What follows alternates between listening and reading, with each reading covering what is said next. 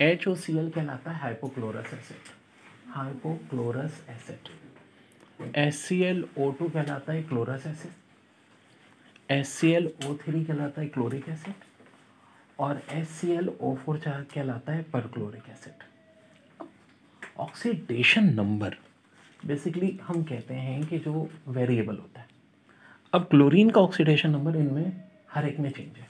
वैसे तो एक HCl के केस में देखो तो -1 भी होता है, लेकिन ये -1 के अलावा भी Cl मुख्तलिफ ऑक्सीडेशन नंबर होते हैं। अब जैसे कि यहाँ देखो HOCl में हाइड्रोजन का 1, O का -2, +1 और -2।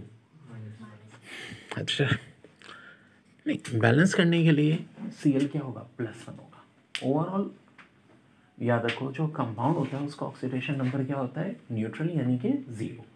तो Cl का आपका +1 हो जाएगा। यहाँ देखो H+1, एक O का -2 होता है, 2 हैं तो -4।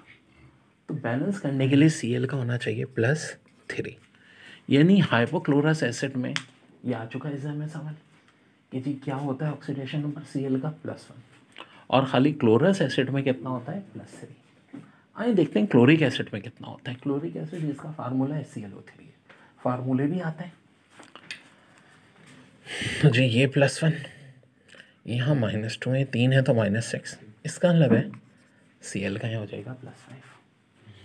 पर क्लोरिक एसिड में क्या होगा, +1 -2, 4 हैं तो -8, तो Cl +7। क्लोरीन आ जाएगा यहाँ पे +7। तो मेरे बच्चों ये हमारे पास ऑक्सीडेशन स्टेट हमने निकाल ली। बहुत इंपॉर्टेंट टॉपिक होता है ऑक्सीडेशन स्टेट निकालना। इसमें से हर तरीके से आ चुके हैं। HClO4 का फार्मूला भी पूछ चुके हैं भाई, परक्लोरिक एसिड, ठीक है, का फार्मूला होगा क्या, HClO4।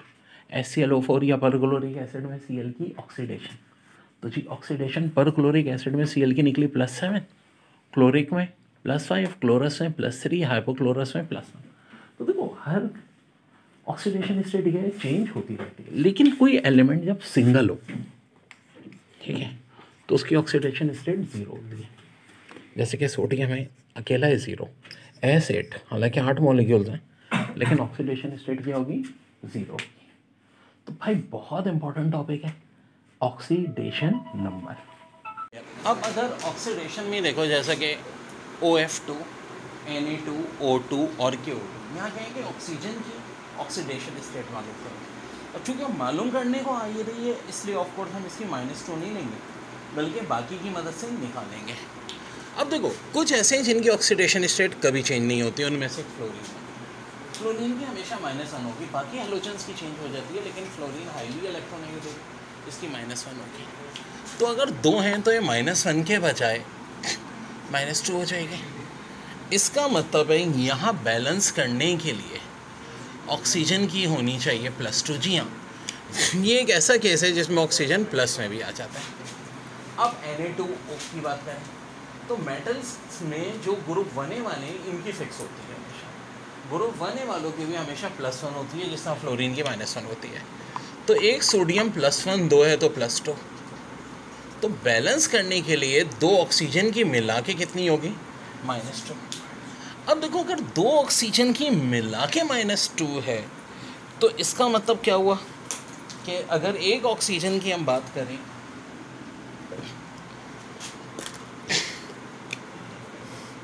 दो ऑक्सीजन की -2 है तो एक ऑक्सीजन की हो जाएगी -1।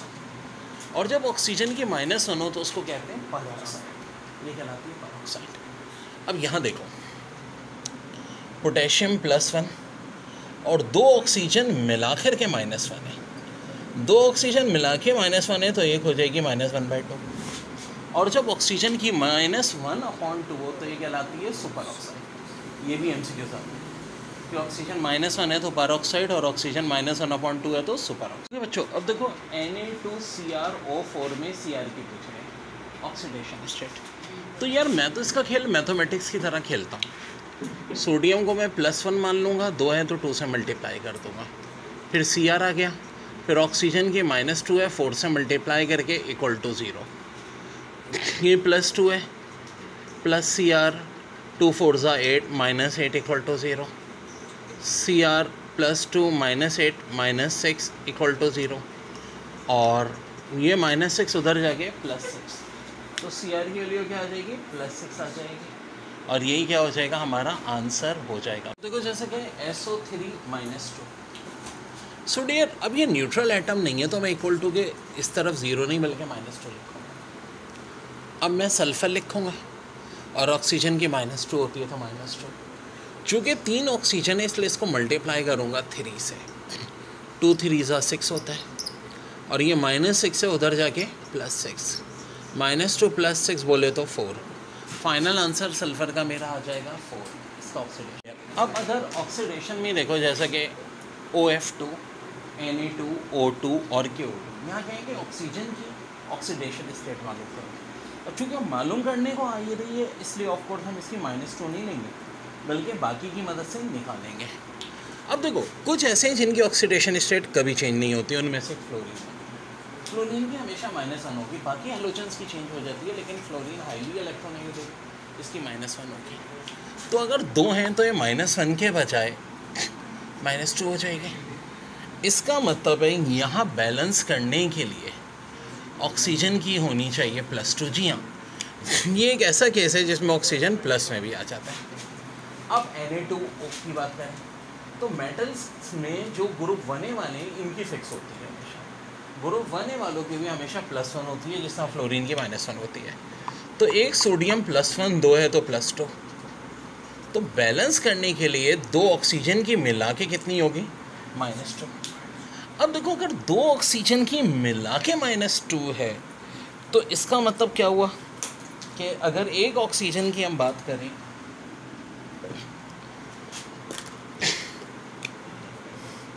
दो ऑक्सीजन की -2 है तो एक ऑक्सीजन की हो जाएगी -1, और जब ऑक्सीजन की -1 हो तो उसको कहते हैं परऑक्साइड, ये कहलाती है परऑक्साइड। अब यहाँ देखो पोटेशियम +1 और 2 ऑक्सीजन मिलाकर के -1 है, 2 ऑक्सीजन मिला के -1 है तो एक हो जाएगी -1/2, और जब ऑक्सीजन की -1/2 हो तो ये कहलाती है सुपर ऑक्साइड। ये भी MCQ साथ है कि ऑक्सीजन -1 है तो परऑक्साइड और ऑक्सीजन -1/2 है तो सुपर ऑक्साइड। ठीक है, बहुत इंपॉर्टेंट टॉपिक है ऑक्सीडेशन।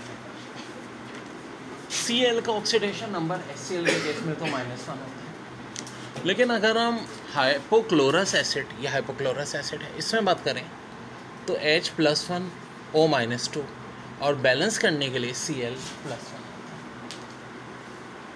और अगर हम क्लोरस एसिड की बात करें तो H का बदस्तूर +1, O का एक का -2 है तो 2 है तो ये हो जाएगा -4। तो यहाँ क्लोरीन का बैलेंस करने के लिए होगा +3। और अगर हम क्लोरिक एसिड की बात करें H+1 O-2 है, 3 ले लें तो -6, और Cl का ऑफ कोर्स +1। और अगर HClO4 की बात करें तो H+1 एक O-2 है, 4 है तो -8, तो पर क्लोरिक एसिड में हो गया +7। अब देखो एक बात सुनो, अगर यहाँ पर दो बातें समझा रहा हूँ। एक तो ये कि ऑक्सीडेशन स्टेट चेंज होती रहती है, क्लोरीन की -1 भी होती है, +1 भी होती है, +3 +5 +7, सारे ऑड नंबर में होती है क्लोरीन की। अच्छा जी, पहली बात। दूसरी बात कि सवाल ऐसे आएगा कि आपको ये दिया हुआ होगा कंपाउंड और कहा जाएगा कि क्लोरीन की ऑक्सीडेशन स्टेट। वैसे तो देखो हाइड्रोजन की भी हमेशा फिक्स नहीं होती, +1 के साथ साथ कभी -1 भी होती है जी हाँ, अगर मेटल हाइड्राइड बन रहा है। लेकिन चूँकि यहाँ क्लोरीन की निकालने को कह रहे हैं, तो जब क्लोरीन के निकालने को कह रहे हैं तो हाइड्रोजन की हम +1 ही लेंगे जो इसकी फेमस है, और ऑक्सीजन की -2 लेंगे। ये बात ध्यान में रखो कि जब किसी दूसरे कंपाउंड की निकालनी होती है ऑक्सीडेशन स्टेट, तो हमेशा हम फिर कौन सी वाली लेते हैं, इनकी जो मोस्ट कॉमन है। ऑक्सीजन की सबसे मोस्ट कॉमन -2 है, और हाइड्रोजन की मोस्ट कॉमन +1 है, और क्लोरीन की देखो हमने निकाली। वैसे अगर क्लोरीन की मोस्ट कॉमन की बात करें तो -1 होती है। देखिए बड़ी अच्छी MCQ इस पेपर में आई हुई है। Fe0 से Fe+2 बन रहा है, +2 इलेक्ट्रॉन, तो रिएक्शन क्या, आयनाइजेशन, ऑक्सीडेशन, रिडक्शन या इलेक्ट्रोड पोटेंशियल, तो ये कहलाएगा ऑक्सीडेशन। और से देखो 0 है, 0 से क्या हो गया +2, यानी कि एक तरह से आप कह लो कि ऑक्सीडेशन नंबर बढ़ रहा है। ऑक्सीडेशन नंबर बढ़ रहा है तो ऑक्सीडेशन कहते हैं। दूसरी बात देखो, लॉस ऑफ इलेक्ट्रॉन भी हो रहा है। लॉस ऑफ इलेक्ट्रॉन की डेफिनेशन भी क्या होती है? ऑक्सीडेशन, ठीक है। और जब लॉस ऑफ इलेक्ट्रॉन होता है तो पॉजिटिविटी इंक्रीज होती है, बिल्कुल हो रही है जी, 0 से +2, तो ये भी ऑक्सीडेशन की डेफिनेशन है। तो सारी डेफिनेशन किसकी पूरी हो रही है?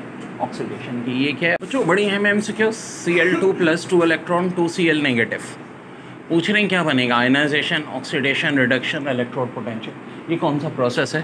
तो ऑफ कोर्स रिडक्शन। देखो रिडक्शन में क्या होता है, Cl का चार्ज 0 से -1 हो रहा है, यानी ऑक्सीडेशन नंबर डिक्रीज हो रहा है। एक और डेफिनेशन होती है रिडक्शन की, गेन ऑफ इलेक्ट्रॉन, बिल्कुल इलेक्ट्रॉन गेन हो रहे हैं। एक और डेफिनेशन होती है रिडक्शन की, इंक्रीज इन नेगेटिविटी, बिल्कुल जी 0 से माइनस हुआ, इलेक्ट्रॉन एडअप हो रहे हैं तो ऑफकोर्स इंक्रीज हो रही है नेगेटिविटी। तो आंसर हो। अब देखो एक चीज़ कहलाती है hydration, directly proportional to positive charge और directly proportional to small size, यानी जितना साइज स्मॉल होगा उतनी ज़्यादा हाइड्रेशन ज़्यादा होगी। अब हाइड्रेशन क्या होती है? देखो वाटर के मॉलिक्यूल का चिपकना, वाटर ऑफ क्रिस्टलाइजेशन। जैसे कि इप्सम सॉल्ट में 7 है, ग्लोबल सॉल्ट में 10 है, और अल्युमिनियम का साइज़ भी बहुत छोटा होता है और पॉजिटिव भी +3 होता है, तो इसलिए इसमें सबसे ज़्यादा वाटर मॉलिक्यूल होंगे 24। क्या नेगेटिव आयन की हाइड्रेशन नहीं होती? जी उनकी भी होती है, लेकिन इतनी ज़्यादा नहीं होती जितनी पॉजिटिव आयन की होती है। पॉजिटिव आयन की हाइड्रेशन ज़्यादा होगी। तो एग्जाम में MCQs क्या आती है कि जी हाइड्रेशन के 2 मेन फैक्टर, एक हाई पॉजिटिव चार्ज होना और एक स्मॉल साइज होना। और ये ग्लोबल सॉल्ट का फार्मूला ये बहुत बार पूछ चुके हैं। वैसे तो इप्सम सॉल्ट का भी आता है, लेकिन इप्सम सॉल्ट का तो ज़्यादातर लोगों को पता होता है, ग्लोबल सॉल्ट का नहीं पता होता, तो काइंडली देख लीजिए। अब भाई हाइड्रेशन से कहीं ज़्यादा इंपॉर्टेंट टॉपिक है हाइड्रोलाइसिस। अब हाइड्रोलाइसिस की सही डेफिनेशन ही लोगों को नहीं पता। लोग ये समझते हैं कि एसिड, सॉल्ट और वाटर से एसिड और बेस का बनना हाइड्रोलाइसिस है, जबकि जो ऊपर वाला रिएक्शन है NaCl + HOH, इसमें सॉल्ट और वाटर मिल रहे हैं, ठीक है जी। काइंडली इसको करेक्ट कर लीजिए, यह HCl है, ठीक है, लेकिन ये हाइड्रोलाइसिस नहीं है। जबकि नीचे वाले दोनों रिएक्शन में भी सॉल्ट और वाटर मिल रहे हैं और ये हाइड्रोलाइसिस है। ये क्या चक्कर है? देखिए हाइड्रोलाइसिस के लिए नो डाउट ये लाजमी शर्त है कि सॉल्ट और वाटर मिले और एसिड और बेस बने, लेकिन खाली सॉल्ट और वाटर के मिलने से और एसिड बेस के बनने से हाइड्रोलाइसिस नहीं होगी। इसके लिए एक शर्त और है। अब वो शर्त क्या है? पीएच का चेंज होना। पीएच का चेंज होना। ऊपर वाला जो मशहूर ज़माना रिएक्शन है, इसमें पीएच चेंज नहीं होती। क्योंकि पीएच चेंज नहीं होती इसलिए हाइड्रोलाइसिस नहीं है। नीचे वाले में देखें NH4Cl + HOH, NH4OH और OH से Cl बन रहा है, तो पीएच डिक्रीज हो रही है।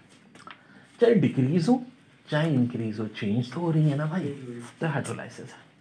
नीचे वाले में भी देखो Na2CO3 + 2 HOH, NaOH H2O3, pH increase हो रही है, ये भी हाइड्रोलाइसिस है। तो डेयर डेयर डेयर, ये तो हो गई हाइड्रोलाइसिस, दोनों रिएक्शन। अब हमें कैसे पता चलेगा कि पीएच चेंज हो रही है या नहीं हो रही? तो इसकी बड़ी आसान ट्रिक बताता हूँ। देखो यहाँ यार मैंने भी क्या कर दिया, NaOH है, स्ट्रॉन्ग बेस और स्ट्रॉन्ग एसिड। जब भी दोनों चीज़ें स्ट्रॉन्ग बनेंगी तो हाइड्रोलाइसिस नहीं होगी। क्यों? पीएच चेंज नहीं होती। जब एसिड और बेस, सॉल्ट और वाटर के मिलने के नतीजे में एसिड बेस दोनों स्ट्रॉन्ग होंगे, बड़ी काम की बात बता रहा हूँ, तो पीएच चेंज नहीं होगी। पीएच चेंज नहीं होगी तो हाइड्रोलाइसिस भी नहीं होगी। लेकिन नीचे वाले रिएक्शन में पीएच चेंज हो रही है, भले से एक बार डिक्रीज हो रही है एक बार इंक्रीज हो रही है, तो हाइड्रोलाइसिस तो होगी। लेकिन भाई कहानी में एक और ट्विस्ट भी तो आ सकता है। कल कला कोई रिएक्शन दे दें NH4Cl + NaOH NH4OH + HCl, कहें कि हाइड्रोलाइसिस तो हो रही है, लेकिन ये बताओ पीएच डिक्रीज हो रही है इंक्रीज? तो हमें कैसा पता चलेगा कि पीएच डिक्रीज कब होगी और इंक्रीज कब होगी? तो इसकी भी ट्रिक है। देखो यहाँ पे वीक बेस स्ट्रॉन्ग एसिड है, जब भी वीक बेस और स्ट्रॉन्ग एसिड होगा पीएच क्या होगी? डिक्रीज। और यहाँ क्या है? Strong base weak acid. जब भी स्ट्रॉन्ग बेस वीक एसिड होगा तो पीएच क्या होगी? इंक्रीज। तो वेरी वेरी इंपॉर्टेंट बच्चों, बहुत है, बहुत इंपॉर्टेंट कॉन्सेप्ट है ये, नोट डाउन कर लीजिएगा। टॉपिक है हाइड्रोलाइसिस। अक्सर कॉन्सेप्ट बच्चों के बहुत गलत होते हैं। मैंने एक बार बच्चों से पूछा था, सर क्या हाइड्रोलाइसिस क्या होता है? उन्होंने कहा सर सॉल्ट और वाटर का रिएक्शन जिससे एसिड और बेस बने, ये हाइड्रोलाइसिस है। हालांकि डेफिनेशन गलत है। इसमें कोई शक नहीं है कि हाइड्रोलाइसिस के अंदर सॉल्ट और वाटर का रिएक्शन भी होता है, एसिड और बेस भी बनते हैं, लेकिन एक बहुत ज़रूरी शर्त है। देखो जैसा कि NaCl और H2O से HCl और NaOH बनते हैं, लेकिन ये हाइड्रोलाइसिस नहीं है। क्यों नहीं है? क्योंकि इससे pH चेंज नहीं होती। pH क्या होती है इसको भी हम डिटेल में पढ़ेंगे, लेकिन फ़िलहाल हम इतनी सी बात कर रहे हैं। हैज़ कम्पेयर टू इट, ऊपर के दो रिएक्शन देखें, NH4Cl plus HOH, NH4OH plus HCl। Salt और वाटर मिले, बेस और एसिड बने, लेकिन साथ साथ pH चेंज हुई है, डिक्रीज़ हुई है। चाहे डिक्रीज़ हो चाहे इंक्रीज़ हो, जब भी pH चेंज होगी तो वो हाइड्रोलाइसिस होगा। यानी सॉल्ट और वाटर के रिएक्शन से एसिड और बेस तो बनेंगे, साथ जब pH चेंज हो तो उसको हाइड्रोलाइसिस कहेंगे। अगर pH चेंज नहीं हो रही तो हाइड्रोलाइसिस नहीं होगी। बड़ा ट्रिकी टॉपिक है, इससे बहुत ट्रिकी हो जाती है। ठीक है, जो थ्योरेटिकल चीज़ें ना उससे इतना नहीं आता, ये जो बड़े ट्रिकी क्वेश्चन है ना, और ज़ाहिर है देखो यूट्यूब पे मेरे ये क्वेश्चंस मौजूद नहीं है। वहाँ क्या होती है, वो सिंपल डेफिनेशन टाइप की चीज़ें होती हैं। अब Na2CO3 प्लस 2HOH से 2NaOH बन रहा है, H2CO3 pH इंक्रीज है, जनाब हाइड्रोलाइसिस। अब एग्जाम में सवाल आ जाएगा कि कौन सा सब्सटेंस में हाइड्रोलाइसिस होगी, कौन सा में नहीं। अब क्या आप रटोगे? बड़ी अच्छी ट्रिक्स होगी। आपको कैसे पता चलेगा? तो देखो ज़रा गौर से देखो, जैसे कि यहाँ है सॉल्ट और वाटर से क्या बन रहा है, एसिड और बेस बन रहा है, लेकिन मेरे भाई pH चेंज नहीं हो रही था, हाइड्रोलाइसिस।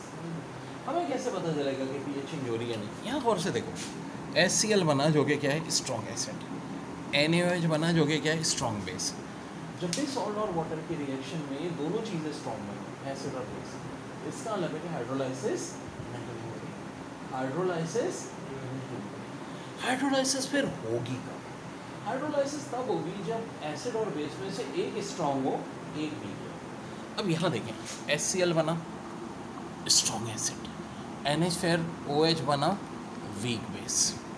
यहाँ देखें NaOH strong base, H2CO3 weak acid. तो स्ट्रॉन्ग एक चीज़ हो, एसिड और बेस में से एक चीज़ स्ट्रॉन्ग एक वीक हो, तो हाइड्रोलाइसिस होगी। और जब हाइड्रोलाइसिस pH चेंज होगी और pH चेंज होगी, होगी। जैसे आप किसी रिएक्शन में देखोगे दोनों चीज़ें स्ट्रॉन्ग बनी है, एसिड और बेस। तो स्ट्रॉन्ग एसिड बेस को भी हम बहुत डिटेल में डिस्कस करेंगे। एक एक टॉपिक को, कोई टॉपिक नहीं छोड़े, सबको हम डिस्कस करते हैं। यहाँ देखो NaOH और H2CO3 यार pH चेंज। अब ये हमें कैसे पता चलेगा pH इंक्रीज कब हो रही है और डिक्रीज कब हो रही है? हल्का लगो ये पूछ, ये तो पता चलेगा भाई जब pH चेंज होती है। और चेंज कब होती है? जब स्ट्रॉन्ग एक चीज़ एसिड और बेस में से एक चीज़ स्ट्रॉन्ग हो, एक वीक हो। अब गौर से देखो, यहाँ देखो तो स्ट्रॉन्ग एसिड बन रहा है। जब भी स्ट्रॉन्ग एसिड बनेगा तो याद रखो pH डिक्रीज होगी, और जब भी स्ट्रॉन्ग बेस होगी तो pH इंक्रीज होगी। यानी स्ट्रॉन्ग बेस वीक एसिड के केस में pH increase, strong acid weak acid के केस में pH डिक्रीज। क्या ऐसा हो सकता है कि सॉल्ट और वाटर को रिएक्ट करें और ऐसे एसिड और बेस बने जो दोनों वीक हो? नहीं, ऐसा कोई रिएक्शन केमिस्ट्री में पॉसिबल नहीं है। जैसे कि वीक एसिड और वीक बेस मिलके भी सॉल्ट और वाटर नहीं बना सकते, दोनों में से एक चीज़ का स्ट्रॉन्ग होना लाजमी है। This topic is very very important, भूल के भी चॉइस को। ठीक है बच्चों, अब देखो Na2CrO4 में Cr की पूछ रहे हैं, ऑक्सीडेशन स्टेट। तो यार मैं तो इसका खेल मैथमेटिक्स की तरह खेलता हूँ। सोडियम को मैं +1 मान लूँगा, 2 है तो 2 से मल्टीप्लाई कर दूँगा, फिर Cr आ गया, फिर ऑक्सीजन की -2 है, 4 से मल्टीप्लाई करके इक्वल टू 0। ये +2 है, plus Cr 2 4 8 -8 equal to 0, Cr +2 -8 -6 equal to 0, और ये -6 उधर जाके +6, तो Cr की वैल्यू क्या आ जाएगी? +6 आ जाएगी, और यही क्या हो जाएगा, हमारा आंसर हो जाएगा।